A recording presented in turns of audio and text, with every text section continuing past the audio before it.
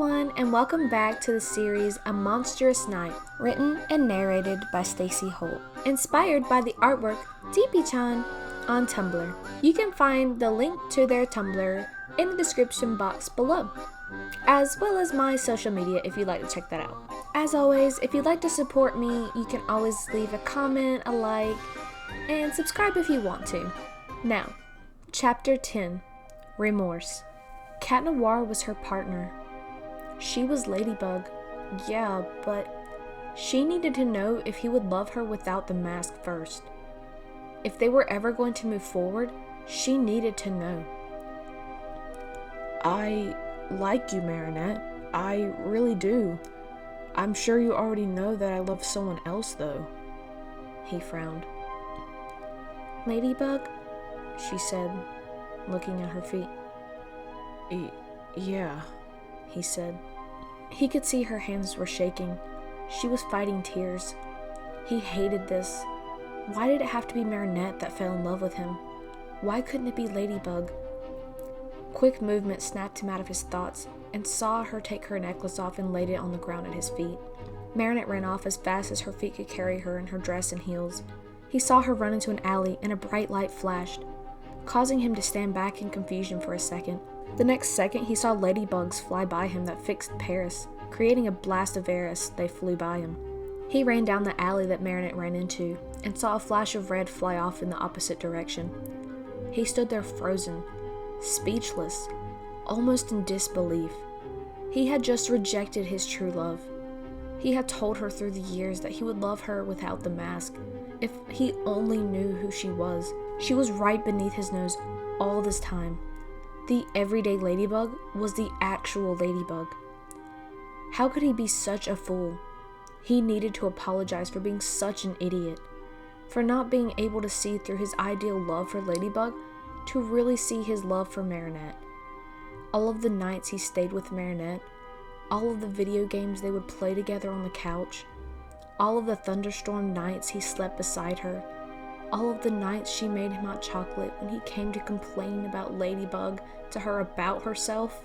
She dealt with all of it. She never complained about him. She never turned him away.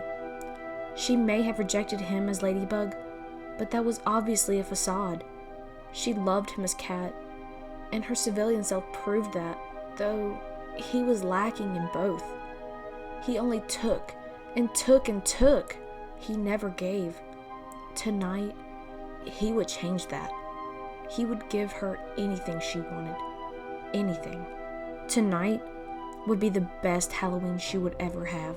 First, though, he would have to take the Miraculous back to Master Fu, since it was his responsibility after all. He left Master Fu's quickly, and quickly made his way to Marinette's, determined to make things right, though his mind was going blank. He had no idea how he was even going to make things better. His heart was racing. He felt like he was going to throw up. He had to keep it together. He wasn't even the one that was upset. If he was feeling like this, he hated imagining how Marinette felt right now. He gently climbed onto the balcony and walked over to the skylight door and looked down. Seeing her hugging her pillow to her face as she buried her face into it, he knew she was crying. He sat down beside the skylight and watched her, hearing her talk to someone. He assumed it was Tiki, as he didn't see any other movements from any other people in the room that he could see. He doesn't love me, Tiki. He always told me he loved me to my mask, and I've always known he would never love me for who I really am, she cried. Tiki stayed quiet, flying over and landing beside Marinette, letting her cry out her frustrations. He confirmed it tonight. I'm such an idiot. A useless, pathetic, no good idiot, she cried. Cat Noir wanted to bust in through the skylight and interject, but he knew that wouldn't make her feel better. If anything, that might make her feel worse. He basically was invading her personal space when she wanted to be alone. He felt awful, which he should. He broke her heart.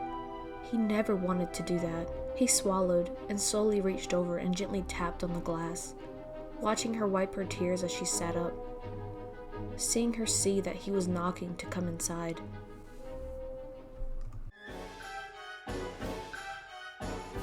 Thank you so much for watching. The next chapter will be out soon. If you really can't wait until the next one, you can find my script on my Patreon, and I'll see you guys in the next video. Bye guys!